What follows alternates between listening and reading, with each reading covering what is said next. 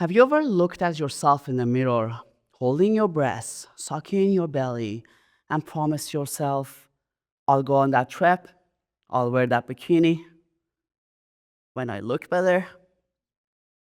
I used to think like that too. In my early 20s, I said no to photos, no to beaches, no to amazing trip ideas, just because I wasn't happy with my body. Today, I'm 34, and there's one thing I can tell you for sure, that you can never go back to your 20s. I haven't yet met a woman who was fully happy with her body. They tell me they want to lose weight, they want to get more toned, they want a smaller waist, and even when they get there, they're still not satisfied. And if you think that's the real problem, let me tell you that the real tragedy is that they're doing it for a trip, for a vacation, for social media, to look better next to their sister-in-law, or just because their partner expects them to. They're hardly ever doing it for themselves. The goal is not health, self-confidence, self-love. The goal is approval. Approval from people around us. Approval from social media. Because today, everyone is a judge, commenting about everything and everyone. You're too fat, you're too small, you're too big, you're not too muscular.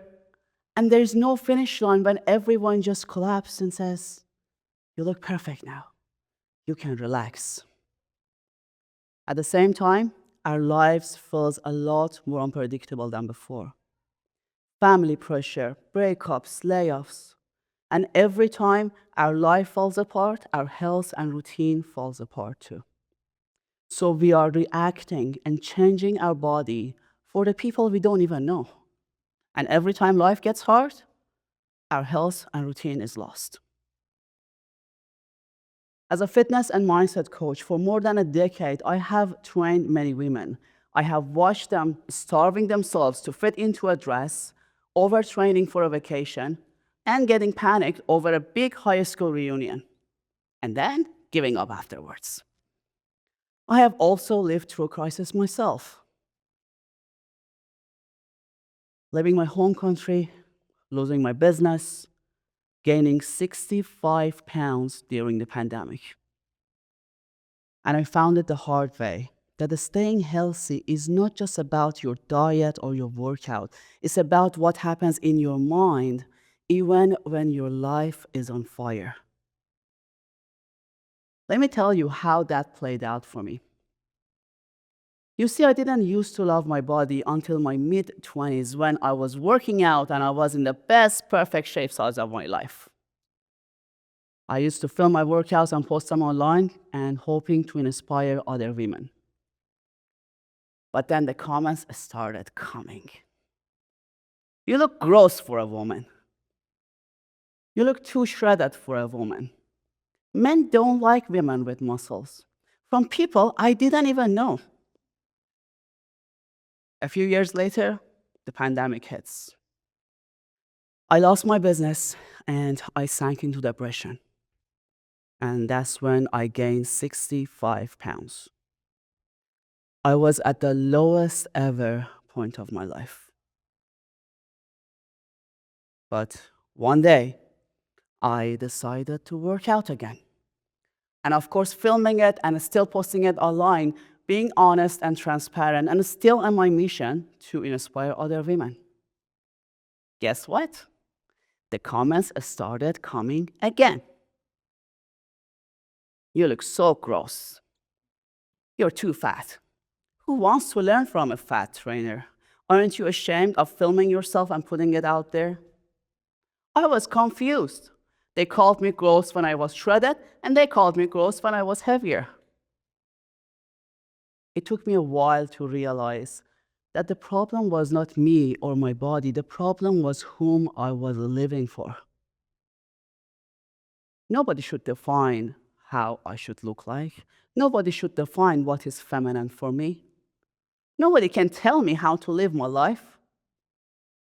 I was seeking approval from people I didn't even know, from strangers, from my ex, from everybody. And I was barely making space for myself, for my self-love, for my self-care. So I drew the line and I crossed over from how can I impress them to how can I take care of me? How can I love myself? And I'm here to tell you that the only fitness goal that actually survives is a self-love goal. And to make that a success, you need a crisis-proof confidence, a way of living where everything goes wrong, your health and routine stays there. I like to call it as the 3 C's: control, circle, and conversation. The first one, control, is about who holds the remote to your decisions. If your followers, your partner, your ex, your friend, your sister-in-law is deciding how you should feel in a bikini, you have given them control over your life. Take back that control and stop caring about what they think or expect from your body and start caring about your health and your self-love and your self-respect. The second one, circle, is the people around you. Those relatives who mock your workouts and roll their eyes at your goals and always have an opinion about your body. All those friends who are like, it's just one donut. Nothing is gonna happen. It's just one drink. You're not fun anymore.